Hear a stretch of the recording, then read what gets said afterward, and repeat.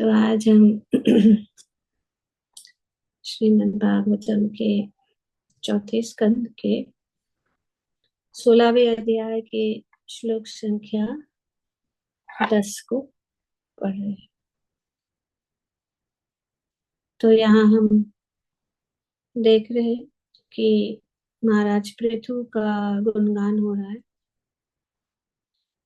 और गायकों ने आगे कहा कि राजा द्वारा अपनाई गई नीतियों को कोई भी नहीं समझ सकेगा।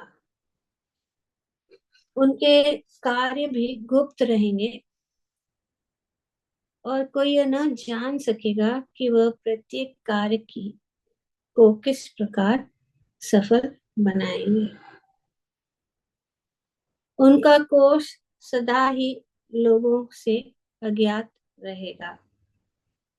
वह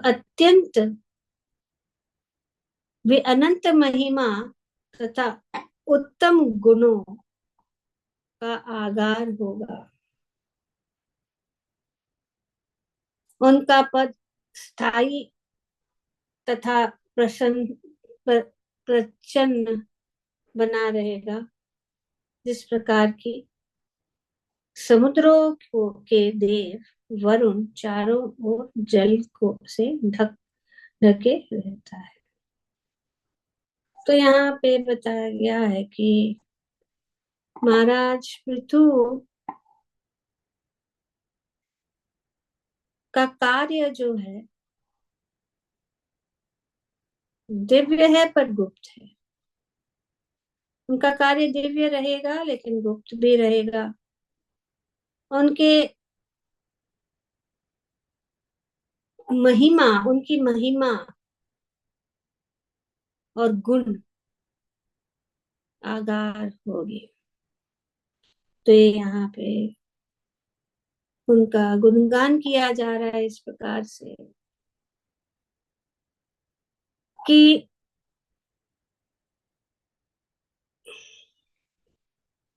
उनका जो पद स्थायी तथा प्रचन्न रहेगा, मतलब वो ढका हुआ रहेगा। उनका पद जो है स्थायी, मतलब वो उसका पद हमेशा मेंटेन रहेगा, स्थायी रहेगा और प्रचन्न ढका हुआ रहेगा। बहुत सुंदर उदाहरण यहाँ पे दिया जा रहा है कि जिस प्रकार समुद्र के देव वरुण चारों ओर जल से ढके रहते हैं। तो यहाँ पे ये इस श्लोक में श्री पृथु महाराज की का गुणगान किया जा रहा है और समुद्र से जैसे यहाँ पे उदाहरण दिया जा रहा है कि जैसे जिस प्रकार से समुद्र चारों ओर से जल से ढके रहते, जैसे जल से ढके हुए है समुद्र, पर समुद्र के अंदर बहुत सारी चीजें। तो ऊपर से ऐसे देखते हैं तो समुद्र कैसे दिखेगा, जैसे कुछ भी नहीं है, सिर्फ जल है। पर अगर उनके भीतर जाए, उनकी गहराई में जाए, तो हमें देखेंगे एक पूरी दूसरी दूसरी प्रकार की दुनिया ही है। इतनी सारी सुंदर जो है मछलियां हैं और सुंदर जो छोटी छोटी प्रकार के जल की लताएं हैं और बहुत सुंदर रत्न भी है, बहुत सारी चीजें अंदर है, पर ढका है, पता नहीं लगता। ऊपर से ऐसे लगता है कि सिर्फ जल है, बड़ी बड़ी मछलियां अंदर, इतना सारा सब कुछ है। श्रील प्रभुपाद जी अपने तात्पर्य में बताते हैं कि सभी भौतिक तत्वों का एक एक प्रमुख विग्रह देव होते हैं। हर एक चीज के जो देव होते हैं, हर एक भौतिक तत्व जो भी है उनके देव होते हैं। तो इस प्रकार से ये उनका मूर्तिमान स्वरूप रहता है। जैसे गंगा जी है, गंगा जी का भी स्वरूप है, विग्रह है। और बहुत सारे जैसे कि पृथ्वी है, पृथ्वी का रूप है। तो कौन सा रूप है पृथ्वी का?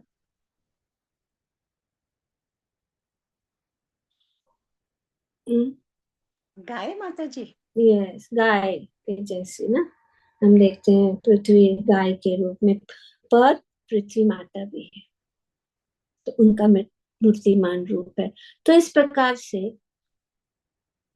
देवी है पृथ्वी, गंगा देवी है, यमुना जी है। तो सबका जो है एक प्रकार का प्रमुख विग्रह रहता है।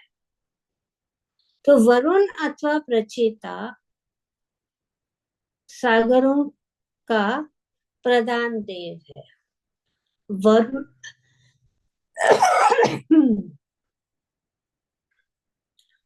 जो है, और प्रचेता, ये प्रचेता बहुत बार जो वर्णन किया जाता है वेदों में, पर ये जो यहाँ पे ये एक दूसरा नाम है वरुण का। क्योंकि वे वरुण जो है,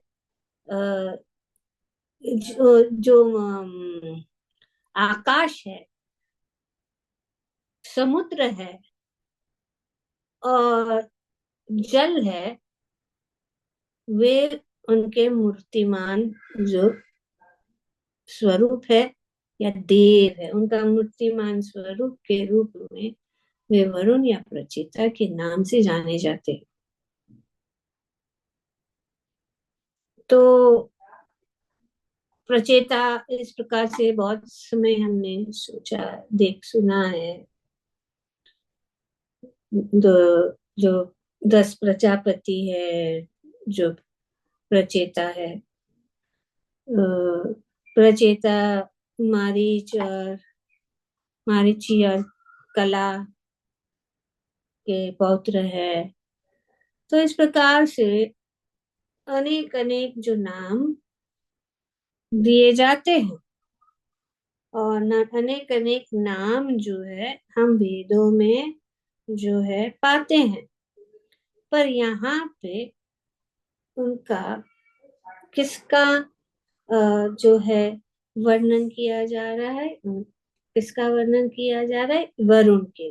तो ये जो प्रचेता वरुण है, ठीक है। तो ये समझ में आ गई बात। तो आगे यहाँ पे प्रभुपाद जी बताते हैं कि बाहर से समुद्र जीवन विहीन लगते हैं, किंतु समुद्र समुद्र शास्त्री जान जान जनता जानता है कि उनके जल के भीतर नाना प्रकार के जीव है। हाँ, इस जीव को अधोराज्य का राजा वरुण है। तो इन जीवों का जो राजा है वो कौन है? वरुण है, समुद्र के राजा। समुद्र के भीतर जितने भी जीव है उनके राजा कौन है? वरुण। जिस प्रकार कोई यह नहीं जान पाता कि समुद्र के नीचे क्या हो रहा है, उसी प्रकार कोई यह नहीं समझ पा रहा था कि राजा पृथु कौन सी नीतियां अपनाकर प्रत्येक काम को, प्रत्येक काम को बन रहे हैं। तो मतलब अपना कर प्रत्येक काम को बन रहे हैं। निसंदेह राजा पृथु की कूटनीति अत्यंत गंभीर थी। उनकी सफलता का कारण था उनका अत्यंत उत्तम गुणों का आगार होना। तो ये सफलता सबसे महत्वपूर्ण चीज है कि उनके गुण। आगे प्रभुपाद जी बताते हैं कि इस श्लोक में उपगुप्ता वृत्त शब्द अत्यंत महत्वपूर्ण है। इससे सूचित होता है कि कोई यह नहीं जान पाएगा कि राजा पृथु के पास गुप्त रीति से कितना धन है। कहने का उद्देश्य यह है कि न केवल राजा को वरन हर व्यक्ति को अपनी गाढ़ कमाई गुप्त रीति से रखनी चाहिए, जिससे जिससे आवश्यकता के समय उनका शुद्ध उपयोग हो सके। तो शुद्ध उपयोग गुप्त रखना चाहिए और उसका शुद्ध शुद्ध उपयोग करना चाहिए, दुरुपयोग नहीं करना चाहिए। और ये गुप्त रखना जैसे प्रभुपाद जी बताते पुरानी प्रथा है, क्योंकि हम देखते हैं कि महाराज पृथु के समय में भी यह प्रथा प्रचलित थी। जिस प्रकार राजा को अपना कोष गुप्त रखने का अधिकार है, उसी प्रकार मनुष्य को चाहिए कि वे अपनी कमाई को गुप्त रखे।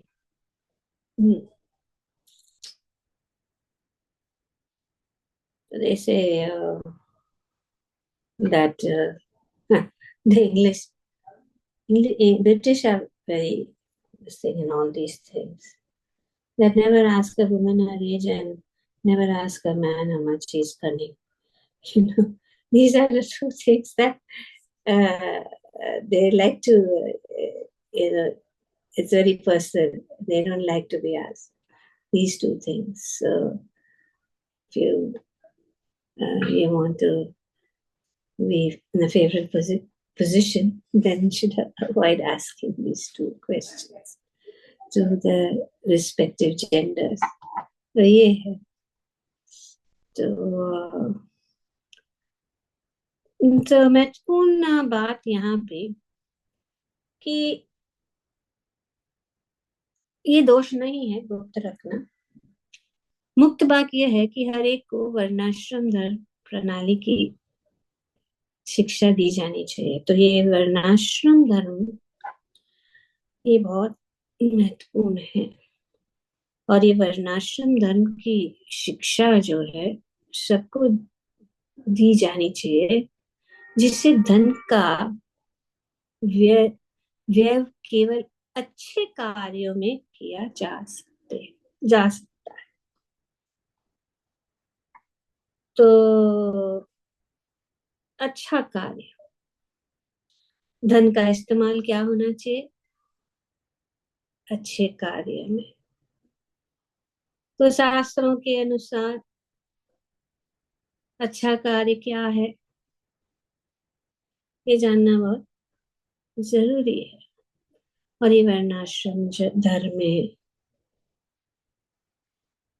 ये सबसे अच्छा कार्य है जो कार्य कृष्ण के संबंधित है, कृष्ण भावना भावित है, और जो कार्य हमारे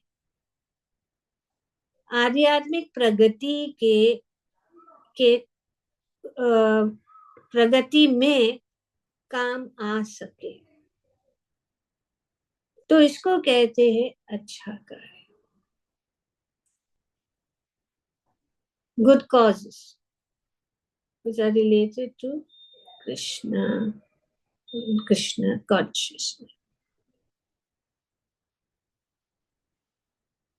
तो ये आध्यात्मिक प्रगति के लिए हमारा जितना जो भी धन है, हमें कुछ हिस्सा अ, ऐसे कार्य के लिए देना चाहिए। प्रभुपाद जी कहते हैं Krishna consciousness the ultimate good cause, यही गुड कॉज है।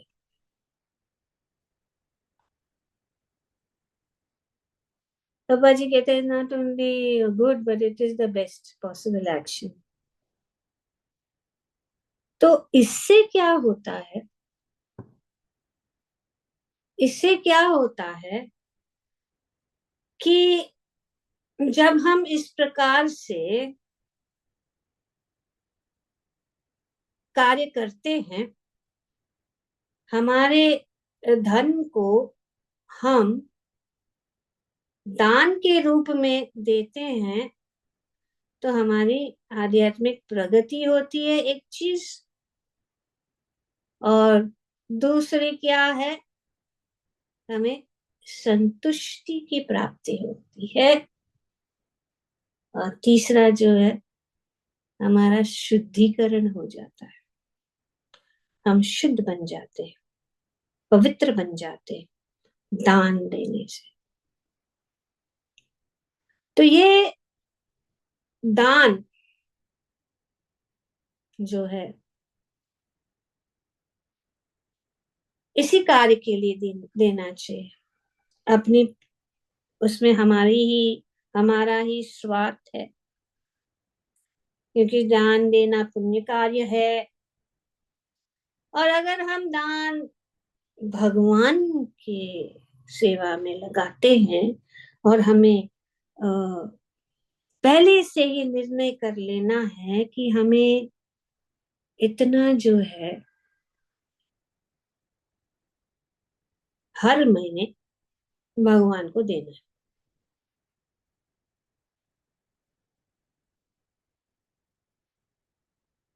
तो इसीलिए अगर हम कोई यज्ञ, हम कोई दान, कोई तप करते हैं, ये जो महत्वपूर्ण चीजें हैं, अगर हम भगवान को केंद्रित नहीं करते हैं, भगवान में श्रद्धा नहीं होते हैं, तो उनका जो है, उनका प्रभाव जो है अस्थाई है, हमेशा के लिए नहीं, नॉन परमानेंट है।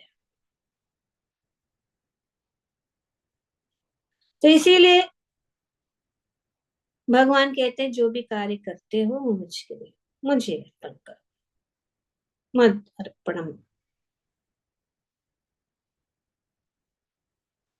तो अगर दान देना है, फिर रूप गोस्वामी बताते हैं कि 50 तक का जो है, जो भी हमें, अगर हम 100 रुपए कमा रहे तो 50 रुपया सेवा में देना है भगवान के। तो वो देना, देने से हम जो है बहुत सारी चीजों को प्राप्त करेंगे। पर हमें कहाँ देना है? हमें वहां देना है जहां पे भक्त जो है भगवान के कार्य में या भगवान की सेवा में जो है लगे हुए। शास्त्र के अनुसार दान ब्राह्मणों को देना चाहिए, ये बहुत इम्पोर्टेंट है। ब्राह्मणों को दान देना बहुत महत्वपूर्ण है, ये शास्त्र के अनुसार है। तो हमें ब्राह्मणों को ध्यान देना चाहिए। क्यों? क्योंकि वे है जो है, वे आध्यात्मिक कार्य में लगे हैं। और ब्राह्मण जो होता है वो भक्त होता है, और वो अपना पूरा जीवन जो है ब्राह्मण को समझने के लिए काल निकालता है। इसीलिए ब्रह्म जानाति ब्राह्मण, तो इसको ब्राह्मण कहते हैं। तो उनका कार्य वही है, पठन पाठन यजन याजन प्रतिज्ञा। तो उनको कोई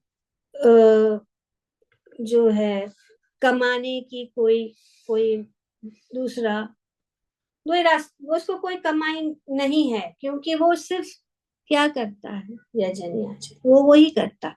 और वो जो है समाज में ये वर्णाश्रम धर्म के अनुसार समाज में वे क्या करता है, इस प्रकार से सेवा करता है। तो दान ब्राह्मणों को देना है, क्योंकि उनकी रोजी रोटी के लिए उनमें कोई वो कोई जो है काम या जॉब नहीं करते। दान किसको देना है, सन्यासी। सन्यासी क्या करता है, हाँ, एक द्वार से दूसरे द्वार जाता है, भिक्षा के लिए, और जो कोई वो जो कुछ भी प्राप्त होता है, क्योंकि ये इसका उनका जीवन ही ऐसा है, उनको वही करना है। ब्राह्मणों को, ब्राह्मण का कार्य यही है, वे दूसरा कार्य नहीं कर सकता ब्राह्मण।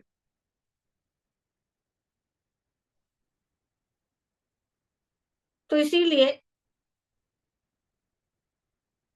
ब्राह्मण को देना है, उसके लिए कोई कार्य नहीं, उसके उसका कोई दूसरा कार्य नहीं होता है। सन्यासी को देना चाहिए, क्योंकि उसका दूसरा कोई कार्य नहीं आता है। उसका कार्य ये है कि घर घर जाके, एक दर से दूसरे दर जाकर, जो गृहस्थ लोग हैं, वे जो अंधकार अज्ञान में पड़े हैं, उनको जो है भगवत ज्ञान दे, यही उनका। वे जाते हैं भीख मांगते।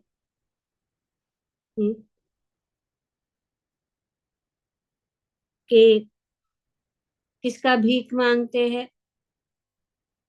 क्या भिक्षा मांगते हैं, हरि नाम, हरि नाम करो। तो ये घर में गृहस्थ, तो इस प्रकार से सन्यासी। तो ये वर्णाश्रम धर्म यहाँ पे का शिक्षण जो प्रभुपाद जी बताते हैं, कि जो ब्रह्मचारी है उनका कार्य क्या है, यज्ञ। जो गृहस्थ है उनका कार्य दान देना है। सन्यासी तपस्या। तो उनका दूसरा कुछ कार्य नहीं है। तो इसीलिए गृहस्थ का कार्य जो है उसको करना है।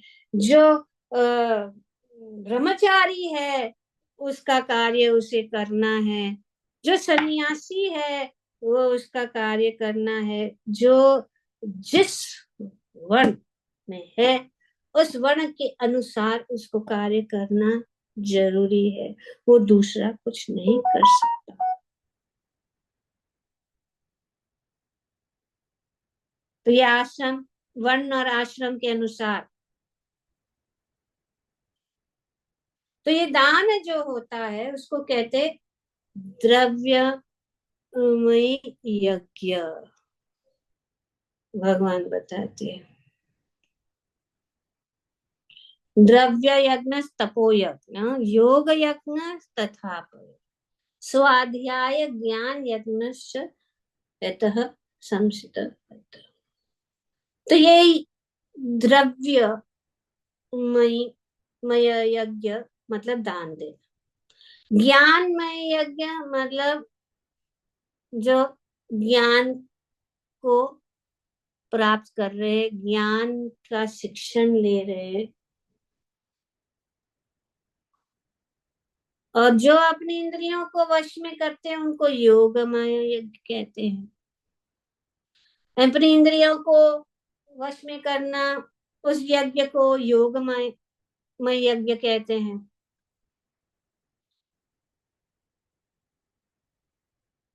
और जो भगवान की सेवा में लगे रहते हैं उनको भक्ति योगी कहते हैं। और ये भक्त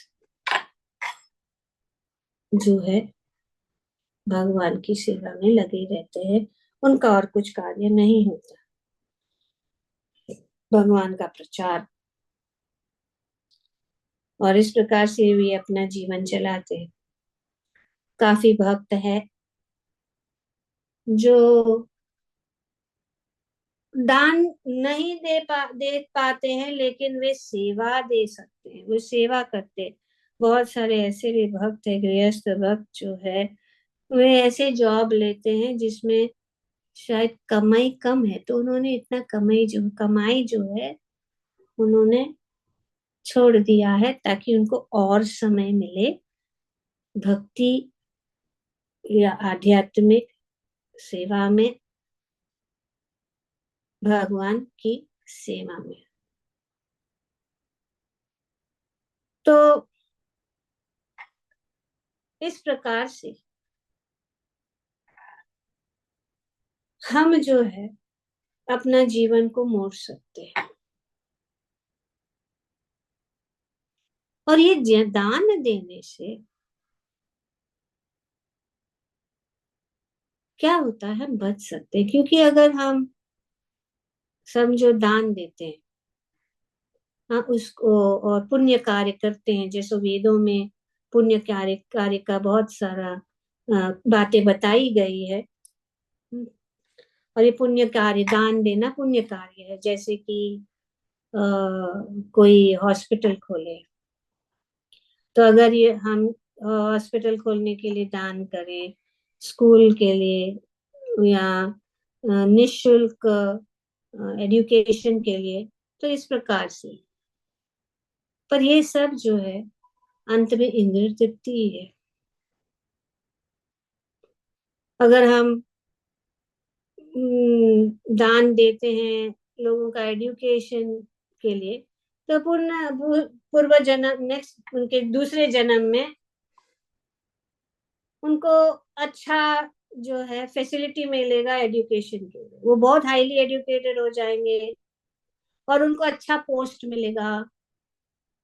और उस पोस्ट से वे बहुत अच्छे पोजीशन में होने के लिए उनको क्या करेंगे, उनको जो धन प्राप्त होगा उसको क्या करेगा, इंद्र तृप्ति के लिए अच्छी तरह से यूज करेंगे। तो इस प्रकार से ये जो कर्म है, हम्म, वो हमें अच्छा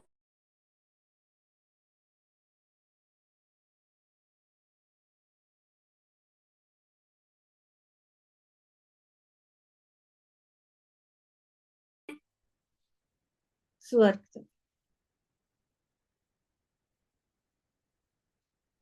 जैसे कि जब लोग अच्छा कमाने के लिए जाना चाहते हैं अमेरिका, क्योंकि अमेरिका में जो जीने का जो स्टैंडर्ड है वो बेटर है इंडिया से, तो वहां जाना चाहिए। पर अंत में क्या, आहार निद्रा भय। तो यही है। तो इसीलिए वैदिक जो सभ्यता है, ये दान देना बहुत जरूरी है। अगर कोई सबसे गरीब से गरीब व्यक्ति भी है, उसके पास कुछ भी देने के लिए नहीं है दान में, तो उसको जाके गंगा में स्नान करना है। उसके पास कुछ भी नहीं है, उसको पुण्य कार्य हो जाएगा। तो इस ये पूरा जो समाज वर्णाश्रम धर्म के अनुसार चलता है। तो ये जो पुरुषार्थ है, धर्म अर्थ काम और मोक्ष, तो धर्म बहुत जरूरी है। और उसे करने से क्या है, धीरे धीरे हमारी शुद्धिकरण होती है और हम जो है भजन के स्तर पर पहुंच जाएंगे। अभी निजी रूप से अगर हम देखेंगे कि दान करने से हमें क्या मिलता है, जो हम अनुभव कर सकते हैं कि हमें बहुत अच्छा लगता है, it makes you feel good.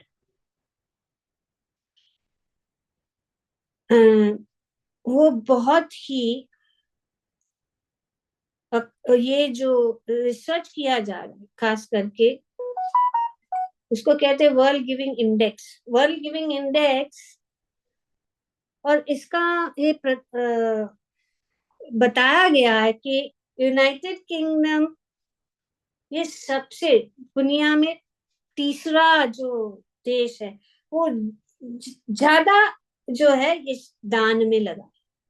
सब लोग जो है किसी न किसी कार्य के लिए दान देते रहते हैं यूके में, जो उनको उनके मन को भाता है, उस कार्य के लिए आगे बढ़ाने के लिए वो दान देते हैं। क्योंकि जो ये खोज की गई है कि जो दान देना और हमारे ब्रेन में जो वो कनेक्शन है, क्योंकि दान देने से हमारे ब्रेन में हम एक प्रकार का सुख, आनंद, प्लेजर, तो दान देने से actually it's a major mood booster. दान देना और लोग करते, क्योंकि कहावत है ना, देने से अच्छा है लेने से ज्यादा क्या अच्छा है देने। देने में जो आनंद है, लेने में इतना नहीं है। जब हम देते हैं, जैसे कि कभी कुछ किसी को देते हैं कुछ, तो जब हम उनको देते हैं, उनके मन में हमारे प्रति जो आशीर्वाद और उनके मुख के ऊपर जो आनंद देखने से हमारे अंदर भी वो एक प्रकार का आनंद जो है आ जाता है। तो बहुत सारे जो रिसर्चेस हुए हैं, तो अगर हम दान अभी आजकल जो है लोग दान देते हैं टैक्स को अवॉइड करने के लिए, हाँ, इनकम टैक्स अवॉइड करने के लिए वो दान देते हैं। तो फिर भी अंत में जो है हम जो दान देते हैं उसका तो टैक्स तो कटेगा ही। पर अभी एक प्रकार का जो आइडिया जो है वर्ल्ड में ऐसे बताया गया है कि हमें जो है अगर हमारे सैलरी आ रहा है ना, तो सैलरी से डायरेक्ट जो है हमें जो है जैसे ही हमें सैलरी मिलता है उसी सैलरी से ही हम डायरेक्ट जो है डोनेशन करेंगे। तो उससे क्या होगा कि जो टैक्स कटेगा वो जो कम पैसा हो जाएगा सैलरी में, तो उस पे कटेगा, और जो आपने दे दिया वो जो है दान में चला गया। तो चैरिटी टैक्स इफेक्टिविटी तो ये क्या है? By donating straight from your salary before tax is deducted through a payroll giving system, donating shares of charity, तो इस प्रकार से leaving a charitable legacy in your will, these methods of giving ensures chosen charities benefits। तो और दूसरा क्या है कि हमारा वो कनेक्शन हो जाता है कि हमें बहुत अच्छा लगता है कि लोग ये बहुत अच्छा कार्य कर रहे हैं, इसके लिए हमें देना चाहिए। और हम जब देते हैं तो हमें अपने मित्रों और परिवारों को भी इस प्रकार से, हमारे बच्चों को पहले से शुरुआत से ही उनको ये दान देने का जो है ये नियम उनके अंदर बनाना है। तो ये बहुत इफेक्टिव है। और जैसे कि अगर घर में परिवार है, तो एक घर में दान पेटी, जो भी हमें समझो पॉकेट मनी मिलता है, उसमें से तो कोई अगर कमा भी नहीं रहा, आई कैन गिव हम एक रियलिस्टिक जो एग्जाम्पल देंगे, कि हमारे ग्रुप में गीता माता जी थी। गीता क्या था, भरद्वाज थी? नहीं, नहीं, गीता मिश्रा, क्या नाम थी जिनका पति, अम, ये दोनों हमारे इनिशिएटिव भक्त थे। गीता, वो कुछ कमा, गीता मिश्रा। मिश्रा नो, हाँ, गीता मिश्रा। हाँ गीता मिश्रा, अभी भी है, अभी वे वाराणसी में है। तो वो हाउस वाइफ थी। तो जब भी उसने एक बॉक्स बनाया था घर में, जब भी कुछ थोड़ा चेंज रह जाता था, कुछ शॉपिंग करके वो बॉक्स में डालती थी। और वो बॉक्स को जब भर जाता था तो मेरे पास लाती थी और मिलती थी, माता जी मैं ना इस प्रकार से थोड़ा थोड़ा डालती रहती, अभी आप ही भगवान की सेवा में लगाओ। तो करने के लिए हम कहते हैं कि हम तो कमाते नहीं है, हमारा जॉब नहीं है, पर अगर when there, Maharaj always used to say when there is a will there is always a way। तो इस प्रकार से करना है तो, और ये इनफैक्ट ये प्रकार का जो क्या कहते हैं दान है ना, वो सबसे बड़ा है। क्योंकि चाहे वो कितना भी 10-5 रुपया या 100 रुपया जो है, जिसने बहुत, उनके लिए वो 10 लाख के समान, वो जो भगवान के लिए ये 10 लाख के समान हो जाता है। देना है किसी न किसी प्रकार से, उससे भगवान, और हमारे लिए आ, हमें कहीं जाना नहीं है, हमें सिर्फ भगवान की सेवा के लिए देना है। और दान इस प्रकार से भी होता है कि कुछ स्पॉन्सर कर सकते हैं। अगर हमारे कोई बिजनेस है तो उस बिजनेस में हमको कुछ चीजें जो हम भक्ति के प्रचार में जरूरत पड़ता है, या किसी के पास कुछ जगह है, वो जगह को दे सकता है दान में। किसी के पास, जैसे हम अभी सेवा कर रहे, उनका वर्णन वो नहीं, उनको अच्छा नहीं लगेगा, लेकिन पास जो होता है भगवान के प्रचार के लिए, भगवान की सेवा के लिए दे देना चाहिए। और मैं जानती हूँ रामभद्र रूपा माता जी भी हमारे ग्रुप में थी, उनके पिता का प्रिंटिंग प्रेस था। तो हमें प्रिंटिंग प्रेस की जरूरत पड़ती है।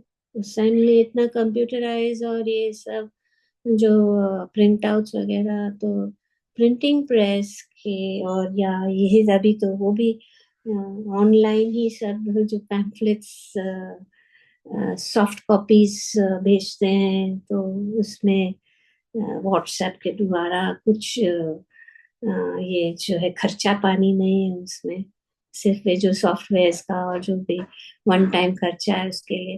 तो उनका प्रिंटिंग प्रेस का बिजनेस था। तो उनके प्रिंटिंग प्रेस में हमारा जो बड़ा उत्सव होता था, गोकुलानंद मेला, उसके लिए हम 3,000-5,000 पैम्फलेट्स जो है छपाते थे। और वे उस प्रकार से सेवा के रूप में हमारे लिए कर रहे थे।